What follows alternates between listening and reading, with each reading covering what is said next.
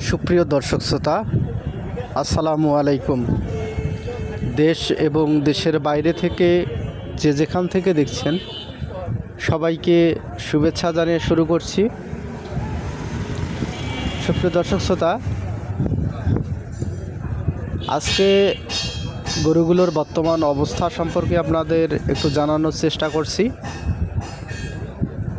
আপনারা ইতিমধ্যেই জেনেছেন যে আমার এই গাভীটির যে সমস্যাটি ছিল, যে শরীরের তাপমাত্রা স্বাভাবিকের চেয়ে তুলনামূলক অনেক কমে গেছিল।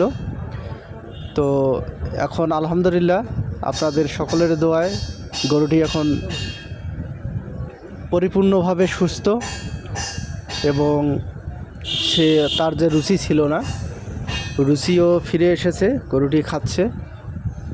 তো গরুগুলোর বর্তমান অবস্থা আপনারা ভিডিওতে দেখতেই পারছেন যে এদিকে ষাঁড় বাচ্চাটা খুব ভালো একটা গ্রোথে আছে বর্তমানে, এবং গাভী এবং বাচ্চা যেটি ক্রয় করি যে পরের যে ষাঁড় বাচ্চাটি, সেটিও খুব ভালো একটা অবস্থায় আছে।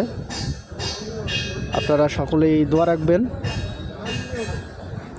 যাতে করে গরুগুলোর যাতে সুস্থ থাকে। আর আপনাদের সঙ্গে আমি ইতিমধ্যে শেয়ার করেছি যে গরুর শরীরের তাপমাত্রা কমে গেলে কী কী ট্রিটমেন্ট দিতে হয়, সেসব আপনাদের সঙ্গে শেয়ার করা আছে। তো আশা রাখছি যে খুব অল্প সময়ের মধ্যে গাভীটি আমার বিক্রি উপযোগী হয়ে যাবে, অর্থাৎ ফ্যাটেনিংয়ের উদ্দেশ্যে যেহেতু গাভীটি, আর ষাঁড় বাচ্চা দুটি সেটিও রাখবো বেশ কিছুদিন।